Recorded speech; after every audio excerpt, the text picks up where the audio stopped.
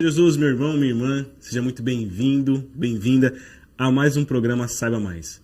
Essa é a escola bíblica online, onde toda semana nós trazemos o conteúdo da revista Betel para abençoar a sua vida, abençoar a sua família e o conhecimento bíblico e teológico chegar até você com mais facilidade.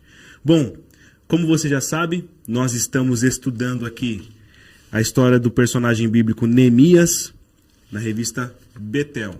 Nosso segundo trimestre de 2026. Tem sido aulas abençoadas. Eu, particularmente, tenho sido tremendamente influenciado por Neemias. Hora ou outra, eu sempre me vejo pensando durante o dia sobre situações em que Neemias viveu e que talvez eu poderia estar fazendo como ele fez em alguma situação. Principalmente orando, né? Como nós vimos em aulas anteriores, Neemias orava muito antes de tomar uma decisão. Bom, sem mais delongas, hoje nós estamos na aula 7. Se você não acompanhou nenhuma aula até aqui, meu irmão, minha irmã, pelo amor de Deus, volta lá no playlist, assista da primeira aula, ou se você não está com muito tempo assim, veja um dos temas. Tem lá na nossa thumb do canal do YouTube, veja lá um título que te agrade, que você tem interesse em saber. Pô, a gente falou tão bem na semana passada sobre discernimento espiritual com o pastor Davi. Eu acho que valeria muito a pena você ver esse episódio, tá? Bom, o episódio de hoje, ou melhor dizendo, a aula de hoje, nós iremos falar sobre unidade, né? A unidade da igreja, a unidade do corpo de Cristo. E aí, o texto áureo, o texto de referência, nós dizendo, dessa lição, é um salmo muito conhecido por boa parte da igreja, né? É um salmo que a gente sempre repete e às vezes aparecia muito em conferências, congressos, né? Os irmãos que também eram da época dos congressos, nós acabávamos utilizando este salmo também. É um salmo que, além de expressar, celebra a comunhão e a unidade daqueles que amam a Deus. Veja só, Salmo 133, versículo 1, 2 e 3. Diz assim: Ó quão bom e quão suave é que os irmãos vivam em união. É como óleo precioso sobre a cabeça que desce sobre a barba de Arão, e que desce a orla dos seus vestidos, como o orvalho de Hermon, que desce sobre os montes de Sião. Porque ali o Senhor ordena a bênção e a vida para sempre. Olha que salmo interessantíssimo, né? Ele tenta nos trazer a imagem de que a união entre os irmãos é como um óleo que unge aonde vai passando, né? Esse óleo precioso, e por onde ele passa primeiro? Sobre a cabeça, ele desce sobre a cabeça, ele escorre sobre a barba de Arão. E a figura de Arão é a figura de um sacerdote, daquele que faz a intermediação entre o povo e Deus. Então veja como esse salmo traz todo o imaginário que é de união em termos de união com o próximo, e união com Deus, e união como forma de santificação, e união como forma de celebração, e união como forma de ritual litúrgico, ou seja, de culto, né? E ele termina dizendo que é como o orvalho de Hebron, que desce ainda na figura de algo descendo sobre os montes, e ali é onde o Senhor ordena a bênção e a vida para sempre. Então veja que na nossa lição de hoje, o tema central é sobre a unidade, união e unidade. E aí, como um texto áureo, o autor da revista, ele traz o episódio em que Neemias está falando com o povo, animando o povo e unindo o povo. Eu queria que você abrisse a sua Bíblia aí, Neemias capítulo 4. Neemias capítulo 4, a minha já está aberta para ser um pouco mais rápido. E eu queria ler com vocês, não somente o versículo 20, mas eu queria trazer um pouco mais de contexto. Então eu separei aqui para a gente ler a partir do verso 14, tá? Até o verso 20. Eu estou lendo na versão ou tradução Nova Almeida Atualizada, NAA. Diz assim: depois de fazer uma inspeção, levantei-me e disse aos nobres, aos magistrados e ao resto do povo. Não tenham medo deles. Lembre-se do Senhor, grande e temível, e lutem. Por quais objetivos? Além de lembrar do Senhor, lutem pelos seus irmãos, pelos seus filhos, suas filhas, pelas mulheres e pela casa de vocês. Veja que essa luta não é pelos meus e para os meus e se der para os seus.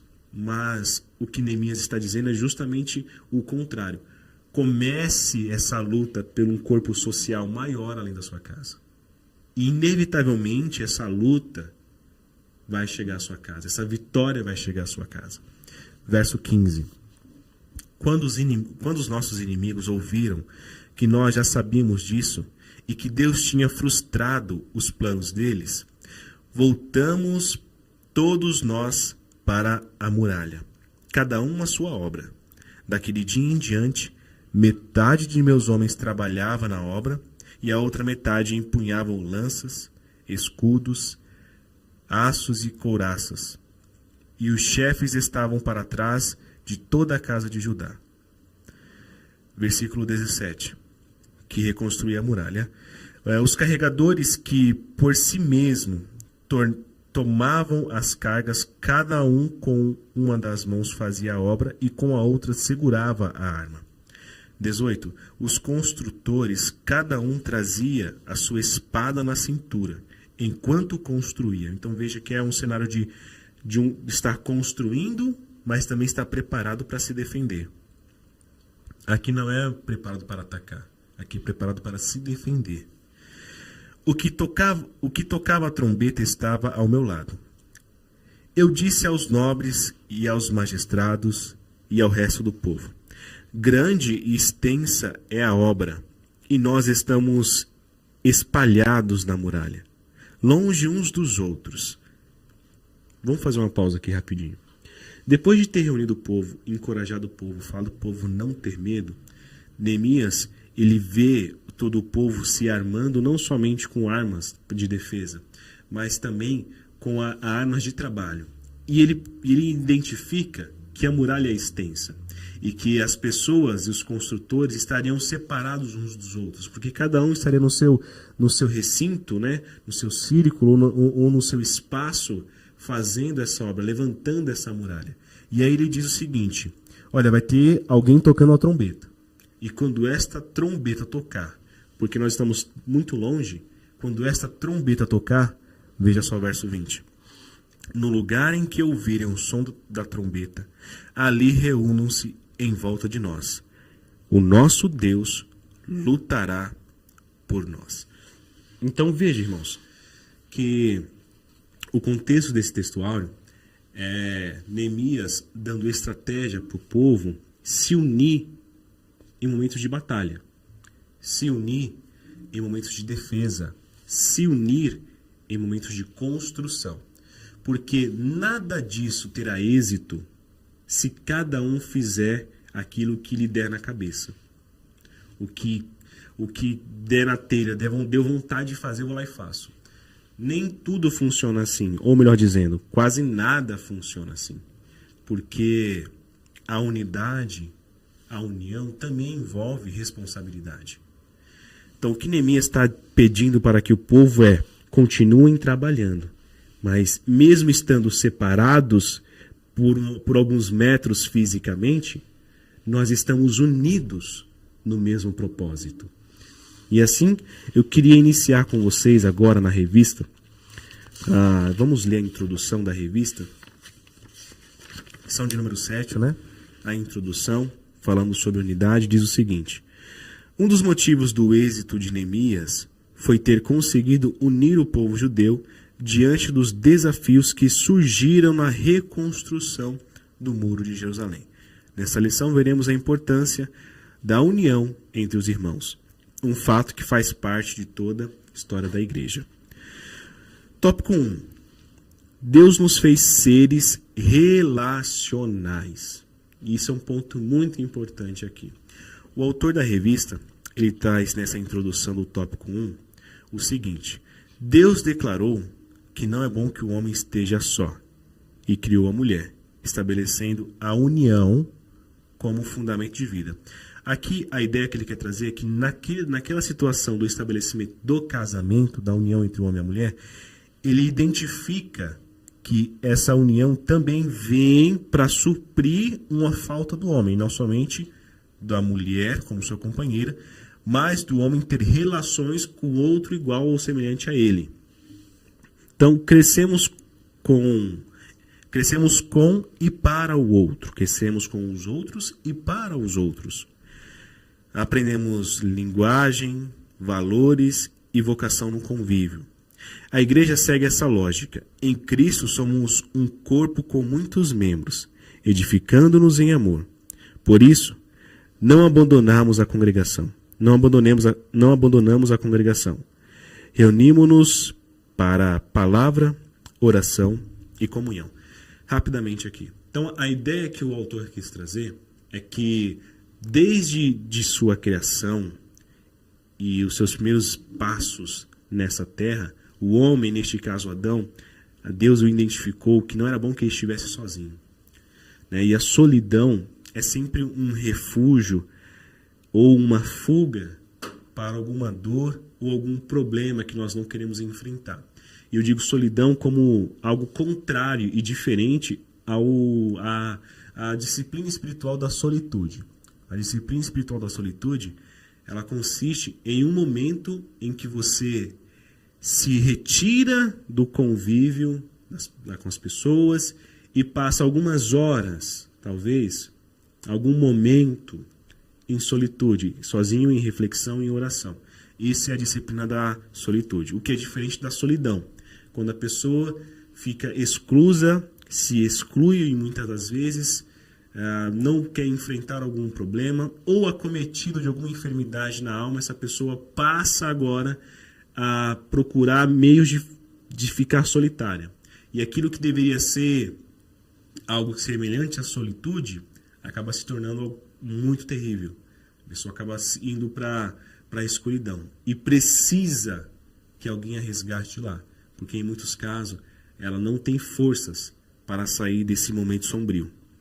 Então, o que o autor está dizendo é isso, que o homem precisa de pessoas ao seu lado, porque é com pessoas que ele aprende a ser pessoa, é com pessoas que ele aprende a linguagem, a fala, a comunicação, é com pessoas que ele aprende quem ele é no meio social, é na igreja que você descobre a sua vocação, é servindo que você entende aquilo que você é bom, que você tem habilidade e também aquilo que você não tem habilidade e que talvez precisa ser melhorado ou abandonado, é na igreja, no convívio.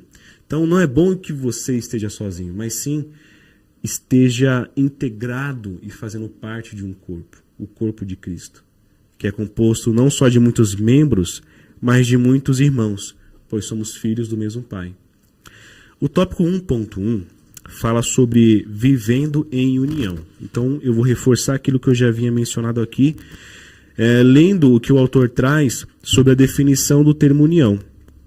Ele diz o seguinte: o termo união significa soma, ajuntamento de duas ou mais pessoas, formando um todo harmônico. Também é uma aliança ou um pacto. A palavra de Deus traz exemplos de união, como o povo de Israel saiu unido do Egito, a igreja primitiva também estava unida lá no começo. Ele repete também o Salmo 131, neste caso aqui, quão bom e quão suave é que os irmãos vivam em união, e o Salmo 131, a interjeição exclamativa, no começo do Salmo, dizendo ó, no início desse versículo, mostra o quão emocionado estava o salmista diante da união dos irmãos. Então, o autor está trazendo aqui textos que mostram o quanto a união é exaltada, é exclamada em sentido emocional, em sentido de exaltação benéfica, Ou seja, é bom que você esteja em união. E se você parar para pensar, há um contraste de oposição aqui. Em Gênesis, nós lemos que não é bom que o homem esteja só. No Salmo 133, nós lemos, ó, quão bom é que você esteja em união. Então veja que é o mesmo texto bíblico inspirado por Deus. É o mesmo texto bíblico inspirado e escrito pelo Espírito Santo, dizendo, não é bom que você esteja sozinho, e dizendo, como é bom que você esteja com os seus irmãos. Então eu queria, nesse momento da aula, já eu sei que é o início, mas falar ao seu coração. Não se isole. Não ceda à tentação, à sedução de que ficar sozinho é melhor para a sua vida, de que ninguém te entende. Não, pelo contrário. Seus irmãos em Cristo te entendem. Seus irmãos em Cristo compreendem você. Vão buscar entender a sua dor. Buscam compreender o que você está passando. E é aqui, na união com o corpo de Cristo, que você vai ter suas dores curadas também. Não sei se todas elas serão curadas. Não sei se imediatamente vai ser curado. Mas eu sei que em algum momento o Senhor vai usar pessoas aqui para te abraçar, para te dar uma palavra, talvez uma correção, a edificação. Mas faça parte, não fique sozinho. Não fique sozinho. Eu sei que é difícil tirar forças para ir, né? Mas talvez uma mensagem que você mandar, a pessoa vai entender que está pedindo ajuda. Tópico 1.2 fala sobre a união gera unidade. A união dos irmãos promove a unidade da igreja. Jesus disse, eu dei-lhes a glória que a mim me deste, para que sejam um, como nós somos um. Esse texto é de João capítulo 17. O texto de João 17 é um texto belíssimo. Eu queria te aconselhar e te incentivar a ler esse texto, pois ali é a oração sacerdotal. Você vê que é o próprio Jesus, o Deus encarnado, falando com Deus Pai. É uma conversa de Deus com Deus. É lindo demais. Leia esse texto. Continuando aqui, em seu sentido bíblico, o termo unidade corresponde ao ajuntamento de pessoas com o mesmo objetivo, que vivem em concordância de fé. No contexto bíblico é isso. O sentido bíblico de unidade é, estamos aqui unidos no mesmo propósito espiritual. Né? Nenhum projeto tem êxito sem unidade. Em algum momento da minha vida, eu já defendi a tese de que era a seguinte tese: não existe unidade sem unanimidade. Porém, hoje eu penso um pouco diferente. Porque unanimidade é quando todos pensam do mesmo jeito, da mesma forma e concordam com a mesma decisão. Isso é unanimidade. Todos estão em comum acordo, pensamento e propósito, né? Só que na unidade, nem sempre nós teremos unanimidade em todas as decisões. Por quê? Porque existe a multiforme graça, a multiforme sabedoria de Deus. E existem pessoas que são e pensam diferentes. Por isso que o que nos traz unidos uns aos outros não é pensarmos a mesma coisa, mas estarmos debaixo do mesmo propósito, que é fazer a vontade do Senhor e a propagação e proclamação do Evangelho. Então eu preciso que você pense diferente de mim e você precisa que eu pense diferente de você. Mas nós necessitamos estarmos juntos no mesmo propósito, com o mesmo fim, olhando para a mesma finalidade, para que aquilo que Deus te deu como dom, que é diferente daquilo que Deus me deu como dom, se encontrem, se unam e caminhem juntos para o mesmo destino. Então, nem sempre nesse corpo de unidade nós teremos unanimidade. A gente pode trazer aqui também uma imagem do corpo, né? Uma imagem bíblica para falar sobre a igreja, que é o corpo. Então imagina só a sua mão, todos os seus dedos são iguais? Não, não são iguais. São unânimes? Não, não são unânimes. São diferentes, mas estão no mesmo propósito. Fazem parte do mesmo corpo. É esta a ideia, tá? Agora pulando para o tópico 2, diz que Neemias uniu o povo. E aí, o texto que nós lemos mais há pouco, né? desde o versículo 14, só que todo o capítulo 4 do livro de Neemias é Neemias analisando o contexto, animando o povo e unindo o povo no mesmo propósito, tá? Esse é todo o contexto do capítulo 4. Tópico 2.1. A importância de ouvir o outro. É impossível manter um ambiente de união e harmonia sem ouvir o que o outro tem a dizer. Vamos nos deter alguns segundos nessa frase aqui. Já relinkando, né, aquilo que eu havia falado sobre unidade, união e unanimidade. Para que haja essa harmonia dentro da unidade no corpo de Cristo, é preciso que eu e você tenha hábitos que talvez são diferentes do que você está acostumado a fazer e a viver. E um desses hábitos é escutar mais. Eu sei, é difícil. A gente está sempre pronto para falar alguma coisa ou para reagir de alguma maneira, mas o que a palavra do Senhor nos pede é para que nós estejamos prontos para ouvir e tardio para falar. Então, se nós quisermos que a nossa igreja, o nosso ministério, nosso trabalho, a nossa liderança flua e dê frutos, nós precisamos ter uma escuta ativa. É um termo técnico, escuta ativa. É quando você para e realmente presta atenção e você está ali inteiro, de corpo, alma e espírito, inteiro, para ouvir o que o outro tem a dizer. Talvez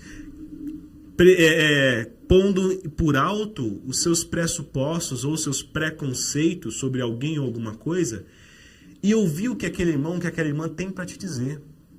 Qual é a ideia que ela está te trazendo? Qual o projeto que ela está te sugerindo? Qual é a dor que ela está trazendo para você? Ou ao contrário, você também quer ser ouvido. Você também espera que em algum momento o seu líder para te ouvir. Então, no corpo de Cristo, a igreja, ela necessita de homens e mulheres que estejam dispostos a investir a moeda mais valiosa que eles têm, que é o seu tempo. Não dá para eu e você ouvir o outro na correria, na pressa. Não dá. Para que essa unidade do corpo de Cristo seja efetiva e cause efeito, vamos precisar reduzir um pouco a velocidade. Parar e ouvir o que o irmão e o que a irmã está dizendo. É importantíssimo isso. Ainda completando o tópico 2.1, ele diz: hoje temos muita dificuldade em ouvir. Muitas vezes interrompemos o outro ou tentamos completar o seu raciocínio. É uma falta de educação, né? Lembra do programa do Faustão? Né?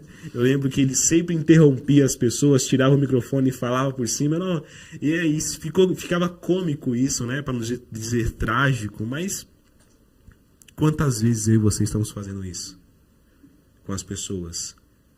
Não fala logo que eu não tô com tempo hoje. Às vezes você não está com tempo mesmo. Mas quando você vai ter um tempo para ouvir? Ou quando você que quer ser ouvido vai se colocar também na posição de ouvinte? Não é? É algo para a gente pensar e buscar amadurecimento no Senhor. Caminhando um pouco mais rápido, o tópico 2.2 fala sobre Neemias foi claro e verdadeiro. Veja, a confiança não se estabelece em meio a mentiras e falta de clareza. Irmãos, na unidade e na união do corpo de Cristo, é importantíssimo que eu e você estejamos pautados na verdade. Pautados na verdade. Que a mentira, irmãos, não faça parte do nosso vocabulário, da nossa personalidade. Tem pessoas que mentem tanto que até ela mesma acredita nas mentiras que ela conta. Isso não vem de Deus. Isso é uma obra maligna. Jesus disse que quem mente é filho do diabo, né? O diabo é o pai da mentira. Então, irmãos, que isso não esteja em nossa vida. A falta de clareza, as meias-verdades, sabe? Aquela falta de objetividade. Eu não estou dizendo para que você seja arrogante, grosso, sem educação. Não é sobre isso. É sobre você estar de coração aberto, inteiro e em verdade ali. Fala, olha, em uma situação de desagrado, olha, não gostei de tal coisa, me senti ofendida, ofendido com isso. Nós somos irmãos em Cristo, eu te perdoo, mas não faça mais isso, não foi legal. Ou até mesmo pedir perdão, olha, eu errei naquela maneira, não deveria ter agido assim, porque a união e a unidade envolve perdão também, irmãos. Envolve o fruto do Espírito, envolve a mansidão, a longanimidade, a benignidade, a paz, a paciência, a alegria, o amor. Envolve tudo isso. Para que nós precisaríamos do fruto do Espírito se não fosse para utilizá-lo com o seu próximo, com o outro? É para isso que existe o fruto do Espírito. É para isso que o Espírito nos impulsiona. Ele quer nos dar isso. Ele quer que busquemos isso nas nossas relações. Então, o tópico 2.3 fala sobre a unidade se estabelece na missão conjunta. Era uma missão que todos ali tinham naquela situação de Neemias. Se Deus colocar em suas mãos alguma função de liderança, mesmo que seja um simples grupo, estabeleça um propósito comum. Assim todos farão o seu melhor para alcançar os objetivos traçados. Então, além da verdade e da clareza, o que também tem que ser claro é para onde nós queremos chegar, aonde nós queremos ir, aonde nós iremos chegar, né? Se tratando de liderança, temos que ter objetivos claros sobre isso. Nós estamos unidos aqui, mas sem um objetivo, essa união vai se desfazer. Porque a união vai ter alguns aspectos. Vai ter o aspecto de nós temos boas relações afetivas, e também estamos unidos com um propósito missional, melhor dizendo. Tá? Então tem um aspecto afetivo e tem um aspecto de missional, tá bom? O tópico 3 fala sobre a Igreja de Jesus vence unida. Não podemos ser identificados como o corpo de Cristo se estivermos desunidos e nos digladiando. Uma igreja cujos membros alimentam dissensões e contendas dá mau testemunho da sua fé. O propósito de Cristo é a nossa unidade. Então, a gente precisa falar sobre isso porque a gente precisa aprender sobre isso. Existem sim situações em que membros da igreja, de igrejas, acabam se digladiando. Isso é péssimo. Isso é péssimo, isso é terrível. Isso mancha o propósito da igreja aqui na Terra. Nós não somos os primeiros e não seremos os últimos. Desde a igreja de Corinto, o apóstolo Paulo já tratava sobre isso.